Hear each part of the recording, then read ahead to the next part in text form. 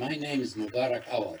I was born in Jerusalem, Palestine in 1943.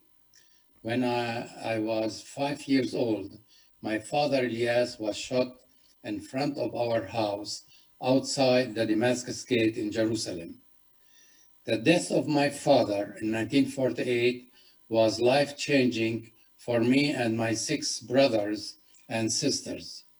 My 2 brothers, ages 9 and 10, buried my father in the courtyard because he could not be taken to the church for a funeral.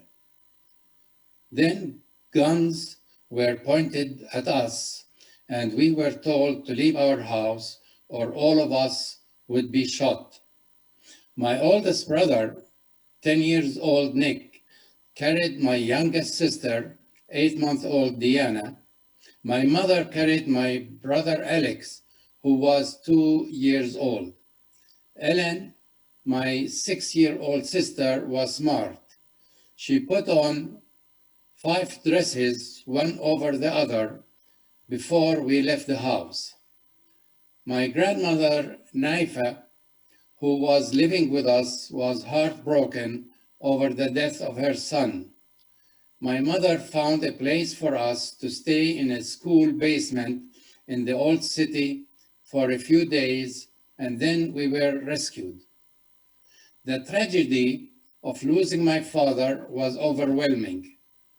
Yet my mother, Huda, told us again and again, the person who killed your father did not know he left a widow and 7 orphan children. Do not carry a gun, do not shoot any human being, and do not seek revenge. After several weeks, we were placed in different orphanages. My mother, who was trained as a nurse, went to work to support us. She visited us often and always said, I have a job to do, and you have a job to study. My story is the Palestinian story of long suffering, hard work, and forgiveness.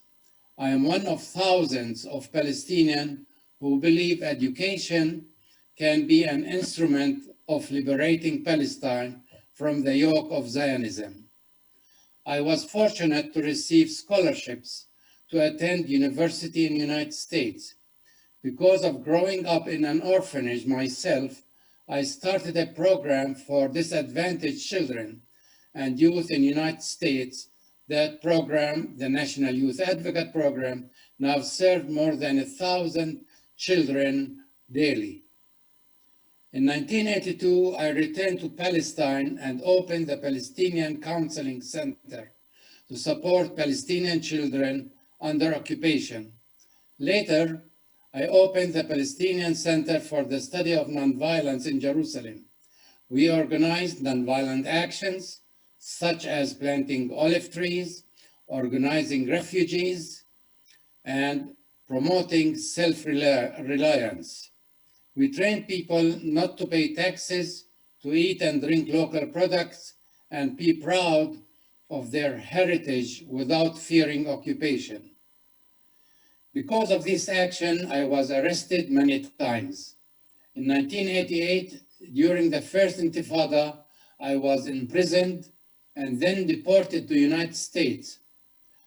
I am no longer allowed to live in the place of my birth. I visit Jerusalem on a tourist visa. After my deportation, I started Nonviolence International in Washington, D.C. For over 30 years, we have published materials, organized campaigns, trained activists, and become a worldwide resource. We recognize that women play powerful roles in nonviolence movements. They were at the heart of Sudan's 2019 movement, revolution to gain freedom from a 30-year dictatorship. And in India, women farmers have been organizing mass demonstrations, general strikes, and protests in record-breaking numbers. Elsewhere in Canada, the Canadians blocked a caravan of trucks hauling armored vehicles and weapons headed for Saudi Arabia. In Haiti, judges went on strike and brought the court system to a grinding halt.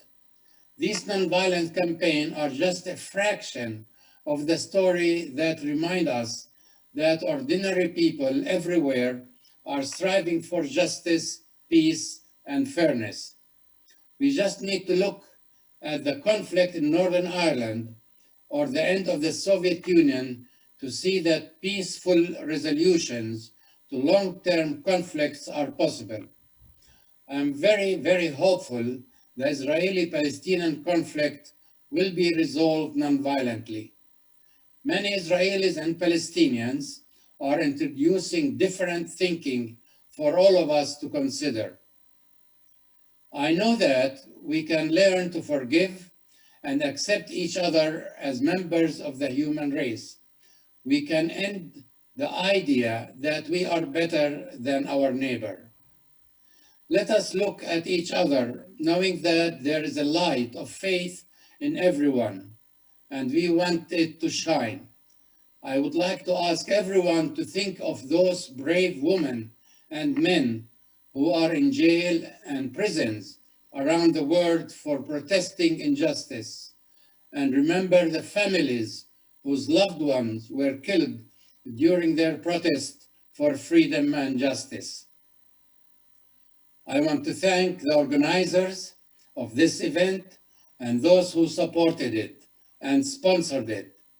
Thank to all of you of committing to be part of this, for choosing not to be quiet, but to support nonviolent action. Thank you.